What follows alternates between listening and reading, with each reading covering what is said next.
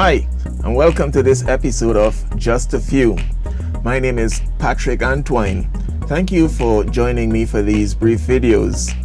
In these videos, I'll be taking just a few minutes to answer a question that was posed to me, normally that requires a biblical response. Today's question is a bit unusual because it is something that is very much on the front burner of our current situation in the time in which we live. So it's not going to be a question that I'm going to be able to turn to the Bible and find an appropriate response in chapter this and verse this. The question is, should Christians take the vaccines that are available to fight the COVID virus? And to provide answers to that, I have actually sat down and I thought about my responses to people asking me that question, and as I did, I came up with 10 possible reasons why you should take the vaccine. And in this video, my focus will be on the first 5 reasons, and I'm not giving you these reasons in any particular order of significance. These are what came to me as I sat down and I thought about my response to a question like that.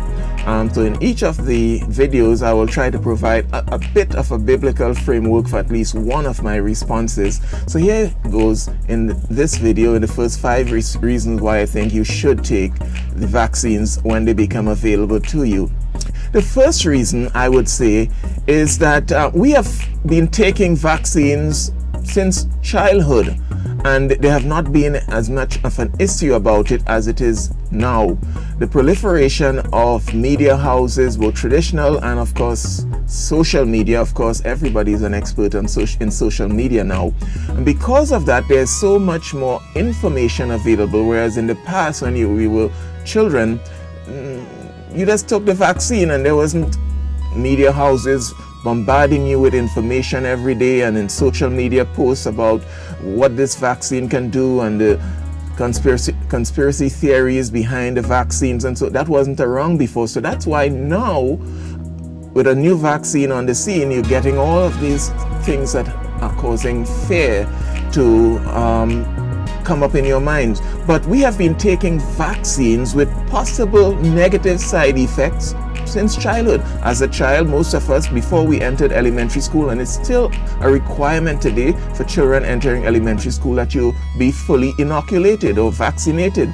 And so you had to take your MMR, which is mumps, measles, rubella shots. You had to take your polio shots and tetanus. All of these are vaccines that have been around for a long time, and people simply took them and didn't even bother. You trusted the medical fraternity, you trusted the medical experts and the Ministry of Health that this thing is necessary and it's something that is going to protect you from possible illness. And you should view this present vaccine no differently. This is what the medical expert says is the best that we have right now in our fight against this virus. So reason number 1, listen, we have been taking vaccinations for a very long time, and people have not been dropping down like flies, dying all over the world because they are taking vaccines. And it's not going to happen with this either, despite all of the conspiracy theories you're hearing there. Take the vaccine when it becomes available. The second reason why I think you should take this vaccine when it becomes available is to not take the vaccine leaves you at a higher risk of dying from the virus or contracting, being left with some form of major organ damage or organ failure, because people, even those who have overcome the virus, they have lived through COVID, many of them have problems now with kidneys, heart conditions, some of them have strokes, liver problems, because those are some of the after effects of enduring COVID. So even if you don't die, those are some of the things you're now going to have to live with and possibly die from. So to not take the vaccine means you not only it's possible that you're going to get the virus, you are at a higher risk now of all of those organ failures and problems that come afterwards from having contracted COVID. So take the vaccine and reduce your risk not only of dying, but of being left with major organ damage. So that's my second reason why I think you should go ahead and take the vaccine. The third reason why I think you should is it has to do with you acting responsibly so that you don't become a potential spreader of the virus. So to not take the vaccine may leave you, even though you might be strong and your immune system can resist the virus, it may leave you as now a carrier of this virus and put your loved ones, your co-workers, members of the community that you come into contact with, they now are at risk because you have contracted it and you might have lived through it. Whereas if you had taken the vaccine, you may not have been at as much at risk. And so you now become a potential spreader to loved ones who may not be as strong as you. So think about the people that you may pass the virus on to if you don't take the vaccine, and you now become a potential spreader of the virus. Take the vaccine and reduce the risk of you becoming infected and spreading it to other people, including your loved one. The fourth reason why I think you should take the vaccine is that the vaccine, no one is saying that these are panaceas, these are cure-alls. They are not perfect. So they are not cure-alls, but they are presently, possibly, our best defense against this dreaded virus. And this virus is going to be around for quite a while, they say, and we are going to have to learn to live with it, just like how we live with the flu virus, influenza, and its various strains. So some countries have declared this pandemic as a national security threat. It's like a war against an invisible enemy. Be a part of the solution in this war. Get vaccinated so that we have a better chance of winning this war against this invisible enemy. The more people get vaccinated, the numbers go down in terms of infections and death. Be a part of the solution. If you take the vaccine and more people take the vaccine, we're going to see our numbers going down, and that we are going to be in a better position to win this war that we are in, this major battle against an enemy that has taken so many lives.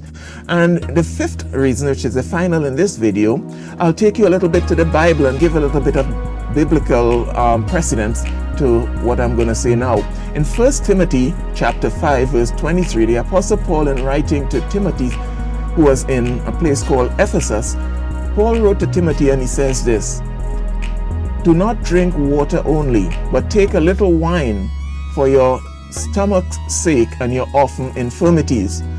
Paul knew that Timothy was in an area which traditionally, and Bible scholars and historians tell us, was known for its poor water quality, and many people contracted waterborne illnesses because water was not treated to the degree it's generally treated in our times. And Paul was concerned about Timothy's health, and he said, "Timothy, don't drink water only in that area," because he knew he was going to be sick all the time from possible viruses and so on related to drinking impure water. And he told him, drink a little bit of wine for your stomach's sake, because when you drink impure water, you develop all types of stomach bugs and so on. Paul understood what we will call today in scientific terms the antioxidant value in grape juice, from which they made the wine, and he was encouraging Timothy to take advantage of that. That was the best medication available to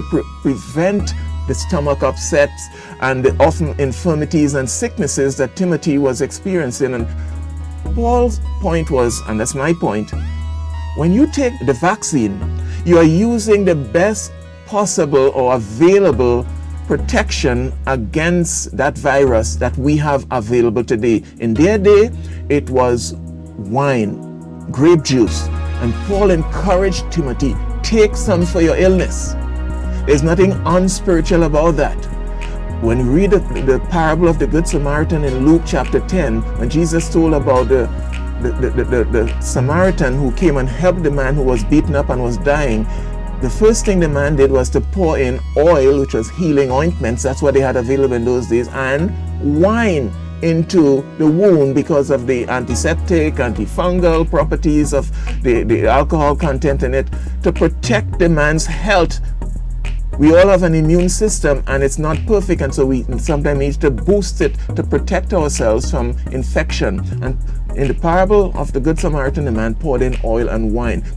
Paul told Timothy, take some wine, because that's what was available. That's the best thing. And today, at the moment, the best thing that science and the health workers have available is these vaccines, and I encourage you to take it for your orphan infirmities and for the deaths that we are seeing around, the possible death. Use what's available. In those days, wine was available for its antioxidant property, its antiseptic properties when it's fermented.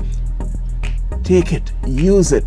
That's all the time I have for this video. There will be a part 2 to this video. Join me for that. My name is Patrick Antoine. If you have a question, feel free to send it in. I may have an answer for you.